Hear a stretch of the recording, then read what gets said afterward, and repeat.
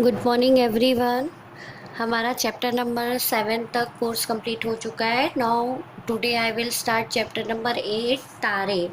Okay, तारे ये part को जो लिखा गया है, ये कविता लिखी गई है हरिवंश राय बच्चन जी द्वारा। इसके कवि हैं। इनका ये पार्ट लिखने का, ये कविता लिखने का क्या उद्देश्य है? प्रकृति प्रेम। प्रकृति प्रेम मतलब हमें नेचर में जो जो चांद सितारे, सूरज, पहाड़, नदियाँ, ये सब प्रकृति की बनाई हुई चीज़ें हैं। तो इनसे किस तरह हमें प्यार जताना चाहिए, किस तरह उनके प्रति हमारा प्यार होना चाहिए। दूसरा कि जिज्ञासा। जिज्ञासा मतलब किसी चीज़ को जानने की हम कोशिश करते हैं कि ये चीज़ ऐसी क्यों है, ऐसा क्यों हुआ, तो उस चीज़ को जानने की जिज्ञासा। फिर आनंद प्राप्ति। और फिर जब आप इस पाठ को पढ़ोगे तो पाठ पढ़ने के बाद जो हमें खुशी मिलती है, वो किस तरह उसकी खुशी की प्राप्ति होती है, वो भी इस पाठ में बताया गया है। तो चलिए स्टार्ट करते हैं। तारे। तारे तो आप हर रोज़ स्काई में देखते हो। जैसे ही रात होती है, हमें आकाश में बहुत सारे तारे छोटे छोटे टिमटिमाते हुए दिखाई देते हैं। अनगिनत तारे जिनको हम कभी भी गिन नहीं सकते। ओके, तो यहाँ पे क्या बोला गया है? माँ जब सूरज ढल जाता है, अंधियारा छा जाता है। यहाँ पर बेटी अपनी माँ से कह रही है कि जब तक सुबह होती है, मतलब जब तक सूरज दादा होते हैं, तब तक उजाला होता है चारों तरफ। लेकिन जैसे ही सूरज दादा ढल जाते हैं, यानी वो डूब जाते हैं जब शाम को, तो चारों तरफ अंधियारा छा जाता है, यानी कि अंधेरा छा जाता है।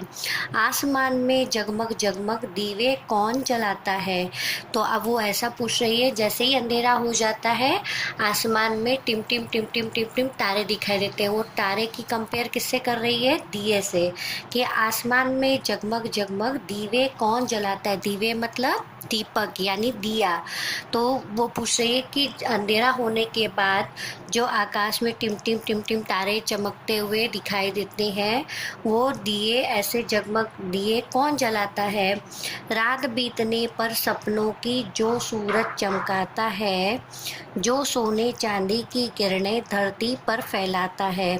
अब माँ क्या बोल रही है कि रात बीतने पर सपनों की जो सूरज चमकाता है। जैसे जैसे रात बीत जाती है, हम सपनों की दुनिया में खो जाते हैं, और ये सूरज ही होता है जो इन सबको चमकाता है, जो सोने चांदी की किरणें धरती पर फैलाता है। और यही सूरज है जो सोने की और चांदी की किरणें धरती पर फैलाता है। यानी सूरज दादा जब निकलते हैं तो उनकी जो रोशनी होती है, उनकी जो किरण होती है, वो सोने की तरह, यानी येलो कलर की दिखाई देती है। और जैसे ही सूरज दादा ढल जाते हैं, रात को चांद की जो रोशनी होती है, वो भी सूरज की ही दी हुई रोशनी होती है। चांद का, मून का अपना कोई प्रकाश यानी रोशनी नहीं होता है। वो सूरज दादा की रोशनी लेकर ही चमकता है। तो रात को भी जो चांदी यानी आपने देखा होगा, सोना येलो कलर का दिखाई देता है और चांदी सिल्वर कलर की दिखाई देती है। तो जब तक सूरज दादा होते हैं, वो अपनी किरण यानी सोने जैसी जो किरण है, वही धरती पर फैलाते हैं। और फिर शाम को, रात को जो चंदा मामा अपनी किरणें फैलाते हैं, यानी सफ़ेद कलर की, सिल्वर की, वो किरण भी सूरज की दी हुई किरण ही होती है। वह जब सूरज ढल जाता है, अंधियारा छा जाता है। और फिर वो माँ क्या बता रही है कि ये दोनों ही किरण जब सूरज ढल जाता है, तो जो येलो कलर की किरण होती है, जो रोशनी होती है, वो चली जाती है, यानी ढल जाता है, सूरज दादा ढल जाते हैं और अंधियारा छा जाता है। आसमान में जगमग जगमग लाखों दीप जलाता है। और जैसे ही सूरज दादा ढल जाते हैं, उसके बाद तुरंत ही आसमान में जो सितारे हैं और जो चंदा की रोशनी है, ये सब जगमग जगमग करके हमको आसमान में दीप जैसे जल रहा हो, ऐसा ये हमें ऐसा महसूस होता है।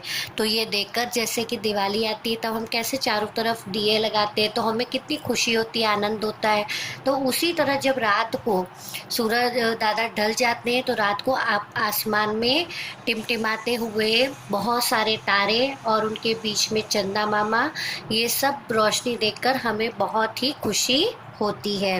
तो ये पाठ जो है ये नेचर से रिलेटेड है कि किस तरह सूरज चांद सितारे अपनी रोशनी से धरती पर प्रकाश फैलाते हैं, अपनी किरणों से किस तरह धरती पर प्रकाश फैलाते हैं। ओके, तो स्टूडेंट्स यहाँ पर हमारा ये एक्सप्लेनेशन पूरा होता है, जिसमें आपको बताया गया है कि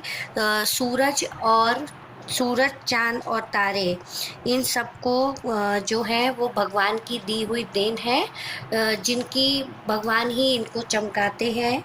और फिर दिन होने पर जैसे सूरज निकलता है वैसे ही शाम होने पर वो ढल भी जाता है। तो इस तरह ये जो नेचर का जो मूवमेंट है, इस तरह से ये चलता रहता है हर रोज़।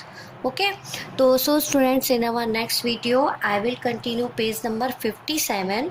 यहाँ पर हमारा एक्सप्लेनेशन फिनिश हो चुका है। 57 में हम इसके कुछ न्यू वर्ड्स और मौखिक क्वेश्चन आंसर को करेंगे। Thank you.